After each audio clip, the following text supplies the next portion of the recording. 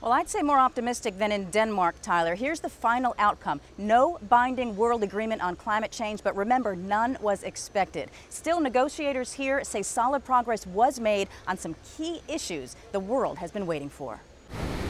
Waiting for 2 weeks, weeks that turned a vacation paradise known for its warm climate into ground zero for talks on how to deal with the warming climate. The talks ended with the Cancun Agreement, the first climate agreement in 3 years that was adopted by the UN conference over the lone objections of Bolivia.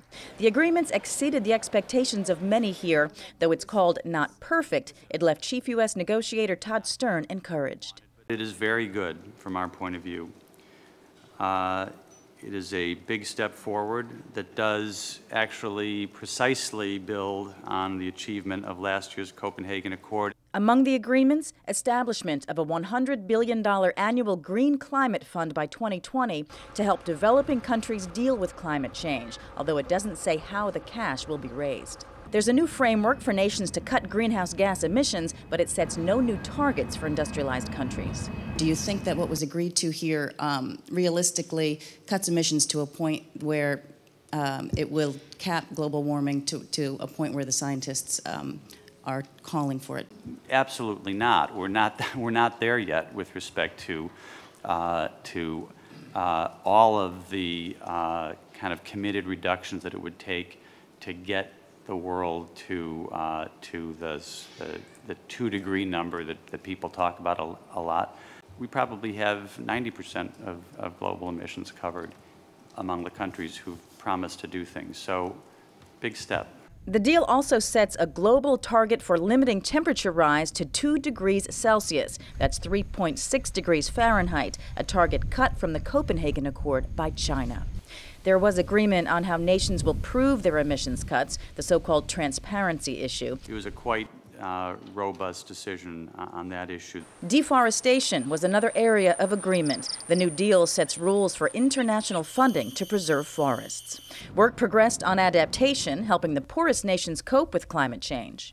Adaptation is very important for the most vulnerable countries around the world. If you think about the small island nations, if you think about Africa and the impacts that they're already feeling. But the entire conference nearly failed over whether the Kyoto Protocol will continue or be replaced. That's the only legally binding climate agreement that exists. The U.S. never participated in Kyoto, which requires emissions cuts from developed countries, but not from emerging ones like China. But with more developed nations lining up with the U.S. against Kyoto, that joins the other issues awaiting the next UN climate conference. They are issues so critical to those gathered here, from polar bears. You swam all the way? How were the waters on your way here? It was warm. To demonstrators who demanded temperature rises be capped. 1.5 degrees in the text right here, right now. And for leaders to acknowledge a rising tide of climate change impacts, to business leaders like Ted Turner, who said climate change needs to be addressed along with issues like oil spills and overfishing. You've got to deal with all of them. I mean, you know, if you've got a good heart but you don't have a liver, you're going to die anyway, you know. You need all the parts to make your body work. And the world needs all its parts to work properly, too. And it's not going to work properly without gorillas and pandas and crocodiles.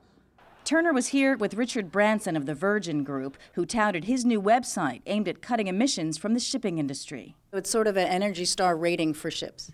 It's an Energy Star rating for ships, exactly. So you have it for refrigerators, you now have it for ships. Some touted state and local efforts moving forward despite international deadlock.